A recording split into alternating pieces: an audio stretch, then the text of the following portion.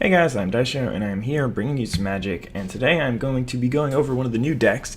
Those of you who still follow this game know that they released two new decks yesterday. Why did I say yesterday? It was last week.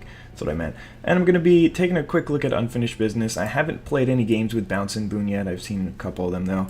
I just was experimenting a little bit this morning, and yeah, let's go take a look. So this is a reanimator style deck. So what that means is that the goal is to get your creature cards in the graveyard and then use spells to reanimate them. So you want to make put very strong creatures in the graveyard and then get them back. So that being said, you don't really need that many lands to do that, since most of your spells that are part of your combo are 1, 2, and 3. So even though there are 10 cards that cost 6 or more mana, I'm still only running 20 lands. And I think that that's the best way to do it, because you really need to be drawing a lot of spells for this combo to work. Anyway, Putrid Imp is one of the most important cards. It's probably the best way to get cards into your graveyard. And yeah, let's take a look at it. So it is a 1 mana 1/1, and it has this ability: discard a card.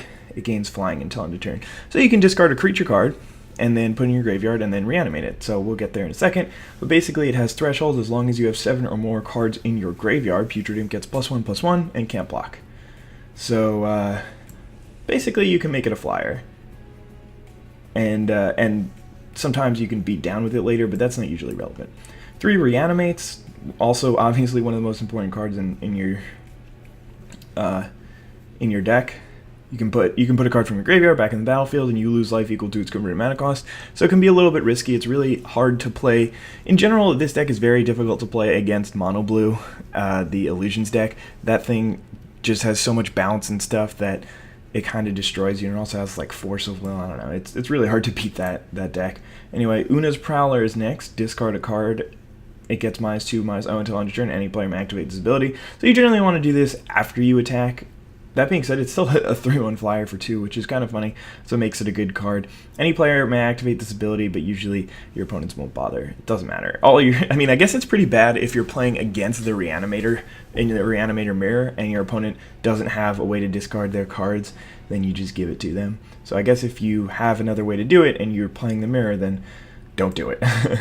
Then I'm running 4 of these Accumulated Knowledges. Just allows you to get to your combo pieces a lot quicker, but it's 1 in a blue, draw a card, then draw cards equal to the number of cards named Accumulated Knowledge in all graveyards. I didn't even know that was all graveyards. I thought it was yours, so the mirror, it must get silly. But basically, the first one cycles, and the second one draws you 2, and obviously if you can get 2, it's really worth it. I don't know, it's just a pretty decent draw spell, so decided to include it. The 3 Doomblades, sometimes you need to take care of early threats by your opponent, or just get flyers out of the way so you can kill them. See Beyond is another way to cycle through some cards that you don't need. It would have been a lot better, obviously, if it was 1 in blue, draw 2, and then discard 1, but unfortunately that's not here. Forbidden Alchemy probably would have been pretty good for this deck, which is you look at the top 4 and you get to choose one, put the rest in your grave. Next card is Exhume, one of probably the card that you use most often, which makes it very awkward to be playing the mirror. Again, the mirror is just one of the most awkward things, but each player puts a creature card from his or her graveyard onto the battlefield, so you can just get your guys back that way. And then I tossed this guy in because I found that I didn't have enough ways to get my cards back, but you can sacrifice it and return a creature card from your graveyard to the battlefield. And then this is kind of the final way to get a card into your graveyard, which is just a 4/4 for 3 that you have to sacrifice unless you discard a card. This card is just sweet. Both of you discard, and then, I mean, hopefully you've been playing a lot of 1 and 2 mana spells, and then you can get to draw a bunch, but basically you get some cards in your graveyard, you get to see a lot more cards, hopefully you'll get some reanimation spells. Then our first reanimator target is Gaslord of Fugue. Obviously very good to get out early. It's fine to play on turn 5, but it's also very good to get it out on like turn 2 or turn 3, so you can start ripping apart their hand and getting in for some damage before they can do much about it. Living Death is the highest card that you would want to cast, but that's kind of okay because you don't mind casting it like turn 10. If the game goes long, then chances are wiping the board and getting everything back from the graveyard is going to be pretty good for you. And then basically the rest of the cards, does not matter what they say, it just matters that they are big things. So this guy is a 5/5. When it dies, you get control of a creature. This guy's a 6/6 flyer. You can draw cards. This guy's just a 5/5 flyer. Actually, I was looking at this guy, and I'm not really sure I like the ability, but I think it's just better than a 5/5 flyer, because you're never really going to shuffle it back in. That doesn't do you much good. 8/7 flyer, Runescar Demon, we know him. He finds you some other stuff. Tidal Kraken, he was from, I can't even remember that deck. The green-blue deck from like 2012? Yeah, he's an old guy. Anyway. Flying, whenever you cast a spell, return target permanent to its owner's hand. Then there's this guy who can put himself in the graveyard, which is pretty sweet, and he's a 6/6 trampler. And finally, Demon of the Death's Gate is a 9/9 flying trample. And yeah, pretty sweet guy. He costs a lot, but you never really want to cast him. So let's see, I guess I haven't spent enough time making sure that I have the right win conditions, but I just don't think that there's that much left on the top end. Yeah, there's only 2 more creatures that you could choose. I would rather something with evasion than just a 6/5. Like, if they just have chump blockers, then this guy doesn't do anything. And then, and his ninjutsu is still really expensive, right? Yeah, you can't really just cast that for its ninjutsu cost and be happy about it. And then there's just the Sphinx. And this thing also, yeah, I mean, this ability is fine. It's probably better than the other one that I had. And the fact that it has Unearth too is non-terrible.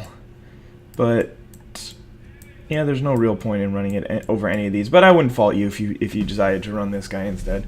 But anyway, that's the deck, and let's go get some games with it. Again, I haven't played that much with this deck. I'm not really sure if I'm running it perfectly, but I did do some playtesting this morning, and I won a few games, so I also lost a few. This is definitely not the most competitive deck. Neither of the new ones are, I don't think, going to end up being very competitive, but I mean, I think that this one was just made for fun, so that you could go around telling people, oh man, it was awesome, I played a turn 2 8/7 flyer, my opponent was just dead, it was awesome, man.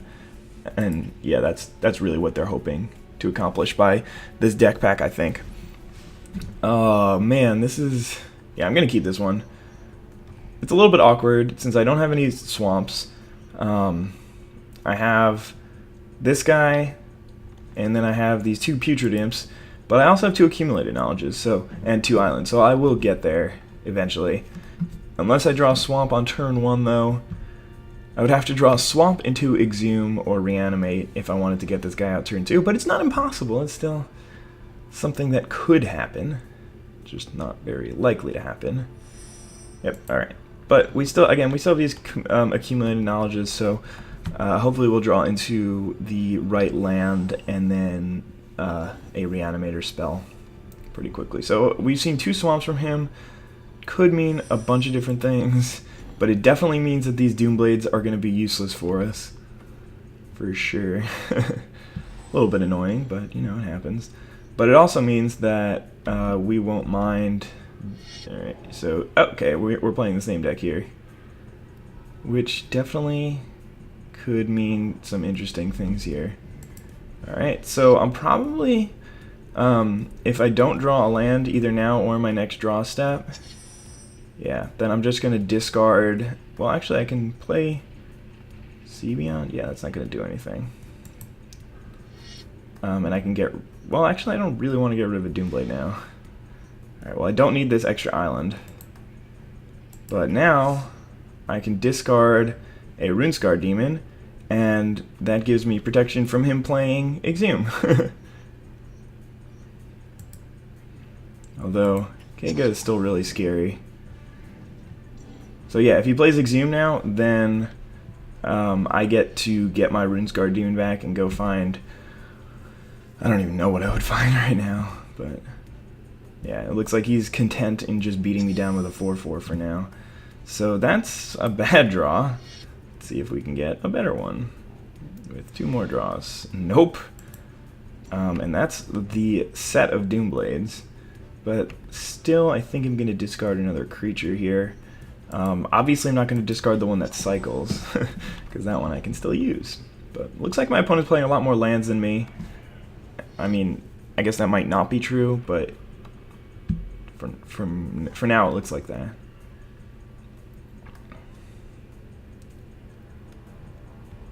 These Doomblades are looking kind of dead here, but that could end up working out in his favor if he's just going to start casting his giant stuff. Like, alright, that's bad. Runescarred Demon.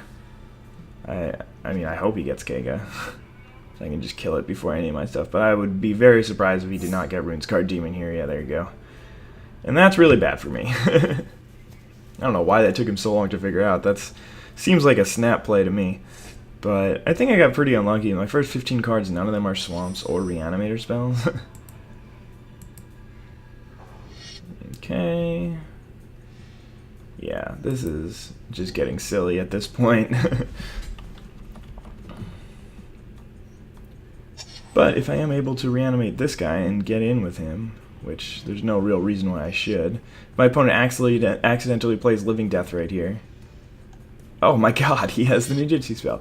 So all the cards that I was saying were terrible, and the exact opposite strategy of what I was doing worked out perfectly for my opponent that game. But I think that's more random than good. But I'm gonna leave this match not because I'm upset about losing, but just because I don't want to play the mirror matchup, because I think that the mirror matchup is very silly. And it's not a good representation of how the deck plays in a normal matchup, because you have to make a lot of different decisions than you normally would make. Like, you have to actually think, do I want to play Exhume here? Whereas against almost every other deck, on turn 2, like, you're definitely playing Exhume. But if they play turn 1 Putrid Imp, then it's kind of risky, because you're both just dropping a giant bomb on the battlefield. And then something like Accumulated Knowledge can draw you like 5 cards or something like that. Or, I don't know, there's just a ton of different ways that the matchup just becomes ridiculous. And that's not really something that I want to play. I would rather play against a normal deck, so you can see how the deck would play. Oh, come on.